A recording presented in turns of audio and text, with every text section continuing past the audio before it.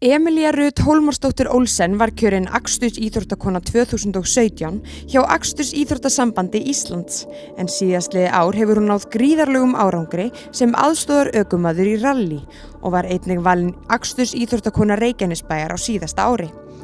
Emilía tryggði sér Íslandsmeistaratitilinn í AB varahlutaflokki síðasta sumar ásamt sambýlismanni sínum Ragnari Gröndal en saman reka þau hjólbarðaþjónustuna og verkstæðið Nestek sem staðsett í Njarðvík, en þar tóku þau á móti Víkufréttum.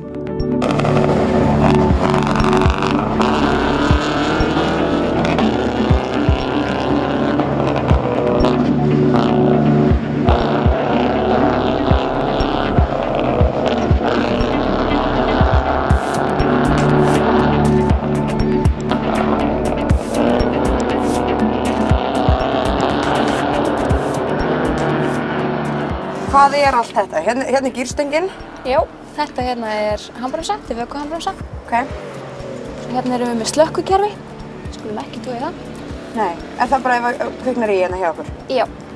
Svo ég með aksturstölvu hérna, þar sem ég get séð hraðann sem við erum á og kílómetrana sem við erum búin að fara á tímann. Stilli það bara eins og ég vil. Sé eyðsluna á bílnum og allt saman. Svo erum við með annan svoleiðis mæli hérna og svo erum við skiptiljósir. Hvað það? Það sem sýnir honum hvernig hann á að skipta upp á mesta hraða. Ok. En eins og sætið þitt? Við erum með körfustól sem maður öruggur í þessu. Maður finnst það alveg. Svo erum við með hérna 6 punkta belti. Komum svona barnabílstól? Já. Manni líður svolítið svoleiðis, sko. Og það er virkilega vel passað upp á öryggið í svona? Já, það svoleiðis. Við erum líka með spes hjálma fyrir þetta. Og við erum með hansbúnað sem kemur í staðinn fyrir hálskragann. Ok. Svo strekkjum við þetta bara alveg niður til við náum að landanum. Já. Þannig að við erum þokkalega föst. Svo erum við með hérna intercom sem við tengjum í hjálman okkar. Já. Þannig að við getum talað saman á leið og heyra með línur. Það eru svona mikrofónar á milli hérna bara? Já, það eru svona mikrofónar í hjálmanum. Við heyrum alltaf mjög vel í hverju. En svo eru þið með eitthvað teymi sem hjálpar ykkur líka? Já, við erum sem sagt með servicemenn sem þetta væri bara ekki hægt að þeirra. Hvað gera þeir? Þeir eru rauninni laga bílana þegar við komum út á leið. Þegar við komum út á leið í einhverju paníki, eitthvað brotið eða bilaði, þá eru þeir fljótir að grípa í. Hvað segirðu, Emilía? Af hverju byrjaðirðu að keppa í rally? Maðurinn minn eiginlega fékk mig bara til þess. Hann var að keppa í þessu, eða búinn að vera að keppa í þessu síðust ár og fékk mig bara með sér og maður gerir bara ekkert annað eftir þetta. Og þú ert núna að vinna hérna á dekkjaverkstæði. Hvaðan kviknaði þessi áhuga á bílum? Það hefur bara alltaf verið til staðar. Ég ólst rosalega mikið upp við þetta í kringum pappa og vini hans.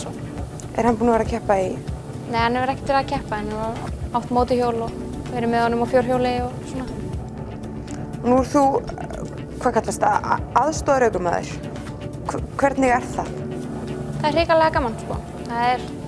Ég sem sagt segja honum hvert hann á að fara og ef hann hlustar ekki, þá getur það illa. Þú ert að keppa með manninn þínum? Já. Hvernig er það? Það er bara rosalega gaman. Við keppum saman og vinnum saman og búum saman. Það eru miklar útreikningar sem þið þurfa að spá í fyrir keppni?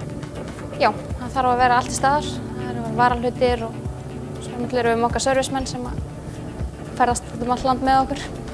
Hvernig er svo hefðbundinn keppnisdagur hjá okkur? Fyrsti dagur í keppni yfirleitt. Þá byrja maður mjög snemma. Það er oft sem við erum að vakna klukkan 5 á morgnana til þess að fara að keppa. Og ég þarf að passa það að vera með nóturnar mínar. Við erum að passa að vera með allan öryggisbúnað með okkur. Hvað æfir oft? Við æfum ekki neitt.